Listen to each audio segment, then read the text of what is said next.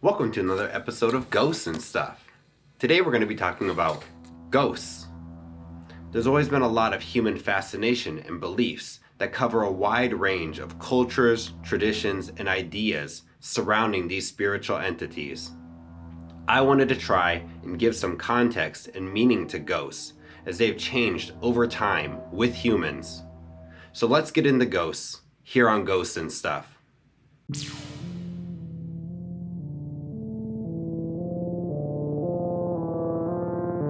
Ghosts go way back, like way back. As long as people have been around, we've always questioned our mortality and what happens after we die. One of the earliest stories about ghosts is the Babylonian epic Gilgamesh. The Sumerian king Gilgamesh must help his friend Enkidu, who perishes and travels to the netherworld, and he's held there. Enkidu perishing only makes Gilgamesh afraid of death.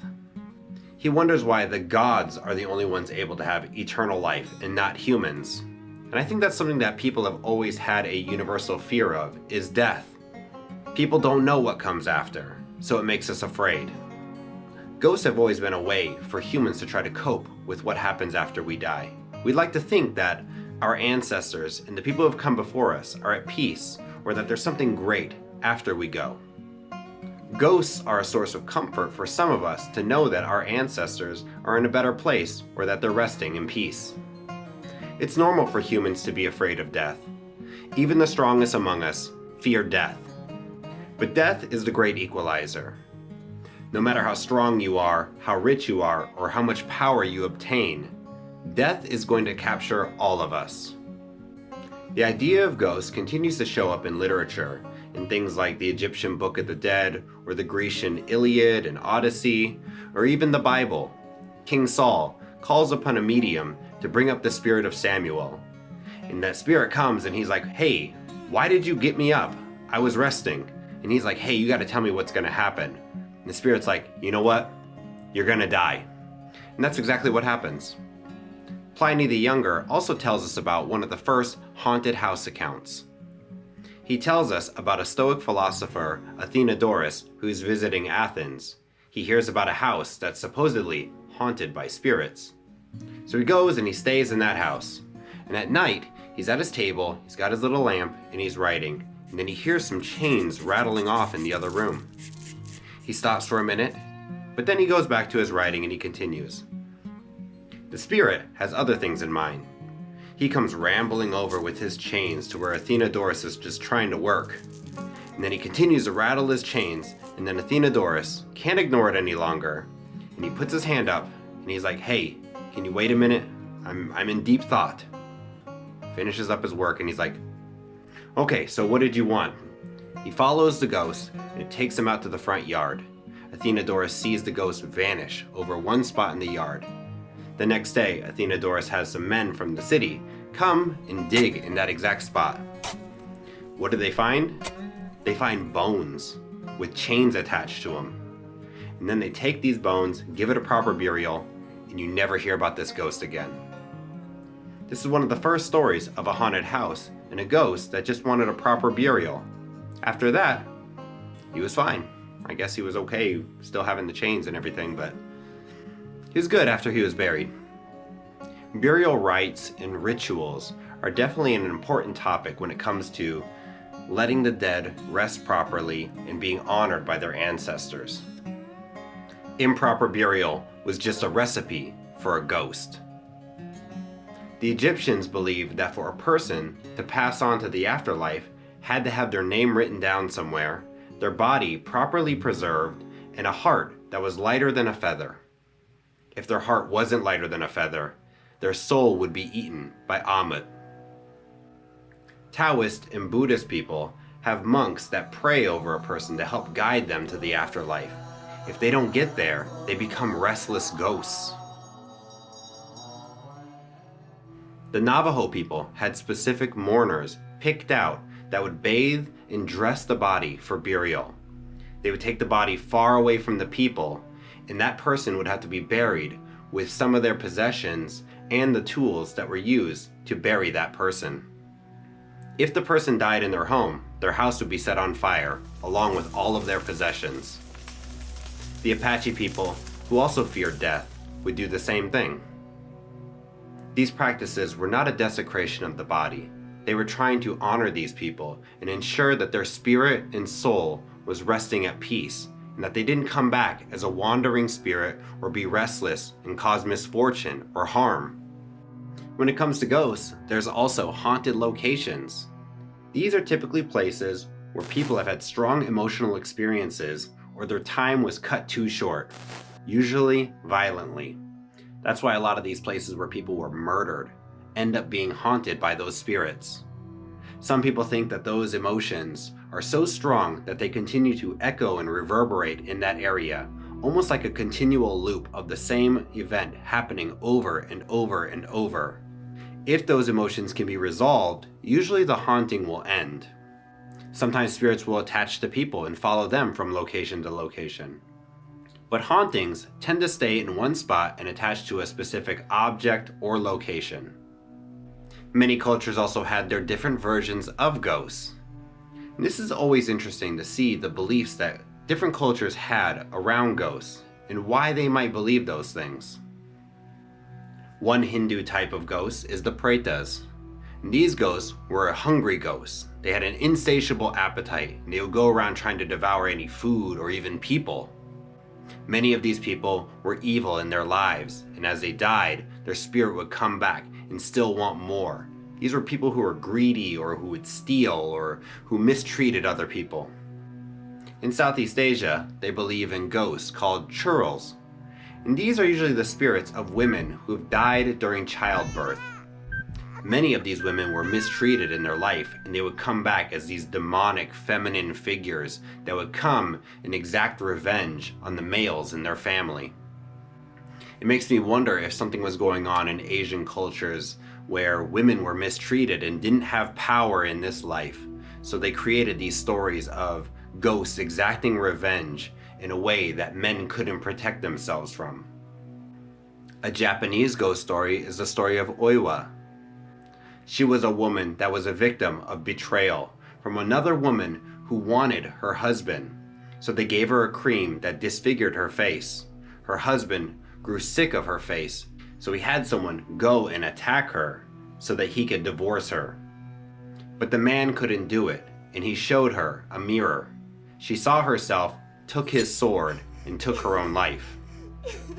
Then she came back as a vengeful spirit that would haunt her husband and cause him to kill this other woman and all the other people in his family. He would eventually run off into the mountains, going mad. It seems like all you gotta do is treat women right. Another story from Hispanic culture is La Llorona. This was a woman who married a rich man, and they were happy together and they had children, and she was just full of life and happiness. And then she found out that her husband was having an affair. And in a fit of rage, she took the children and she drowned them. And then as she came back to her senses, she saw what she had done. And she was so full of grief that she drowned herself too. Now she wanders in the water, weeping and looking for her children. Sounds like she needs to go after that dude who did this to her. Terrible, just terrible. These stories carry real moral value in how we should be treating each other.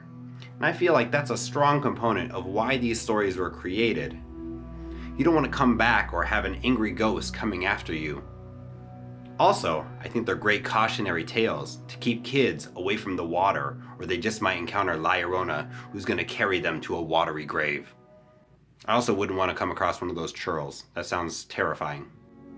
But ghosts aren't always bad. There's a lot of festivals and traditions that we follow to celebrate our ancestors. The Japanese have the Obon festival, in which they light little paper lamps and set them in the water to help guide their ancestors. Food offerings are also given at grave sites of loved ones. These are offerings that we use to commemorate the people that we loved. Chinese people have the Hungry Ghost Festival, where they make food for those hungry ghosts that they might just eat the food and their appetite be appeased and they move on. Hispanic cultures celebrate Dia de los Muertos, a day where families can come together and remember their ancestors and loved ones that have passed on. They make these big beautiful shrines to them, and they make their favorite foods, and they speak great stories about the people they loved. These shrines are elaborately decorated with marigolds and sugar skulls and pictures of their loved ones and all their favorite things. It's a way to remember those people and honor them properly. We do this out of respect and for guidance for those who have passed on before us. Just because they're not here on this earth doesn't mean we forget them. As time goes on and humans continue to develop technology, they want to find out what ghosts really are. This is the age of skepticism.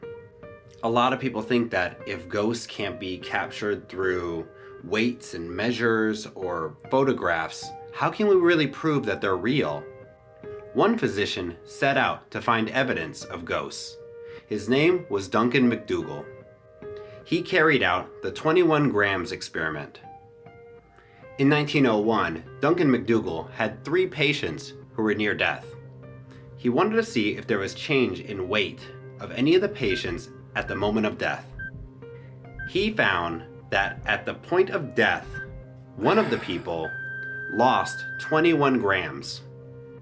He wouldn't publish these findings until 1907. Yeah, I'd be a little unsure about publishing a paper and putting my reputation on the line of telling people about how much a ghost weigh. Well, he did publish it, but he gave the caveat that this experiment needed to be repeated many more times before more conclusive results could actually be confirmed. It sounds like he was on the right track of whether people's souls left their body or if something changed. As technology continues to advance, now we have cameras pretty much everywhere, and we're all looking for footage and evidence of ghosts or apparitions around us. Ghost hunting has grown so much in recent years. With games like Phasmophobia and shows like Ghost Adventures, many people want to go out and find evidence of their own. You have EMF, EVP, you have black lights, you have cameras everywhere, you have motion sensors. There's just so much that's accessible now that we're all looking for proof of these ghostly entities. I don't think it's a bad thing. I think people will always be skeptical too. There's a lot of people who say if you can't show me, I won't believe it, or if there's no proof of it. I love the idea of ghosts, and I'm so glad that there's so many people out there who think that we are more than just consciousness inside of a flesh suit. I like to think that we have a spirit or soul or something that makes us more than just those simple impulses. I think people have held on to the idea of ghosts because we want there to be meaning. We want our lives to have meaning, and we want the lives of our loved ones to have meaning too. Not just our friends and family, but even our pets. We hear a noise or we see something out of the corner of our eye. We want it to have meaning. We want it to be our loved ones telling us, hey, I'm okay, or hey, I'm still around. I know I recently lost a pet, and I still hear her little footsteps on the tiles downstairs, or I see her little wagging tail in the corner of my eye.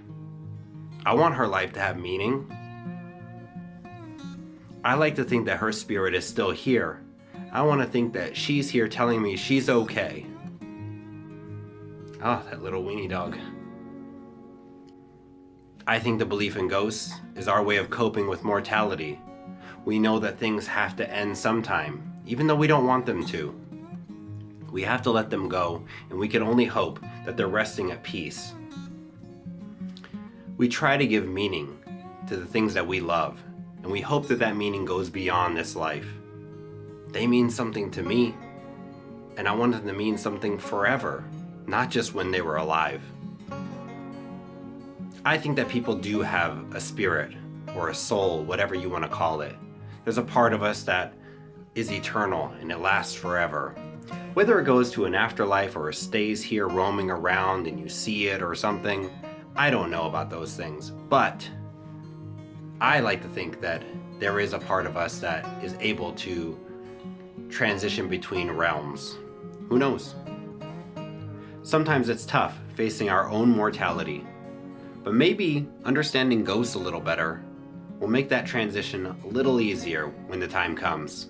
That's a scary thought. Well, Thank you guys for watching this video. I know it was all over the place. Thank you for listening to my ramblings about paranormal entities and ghosts.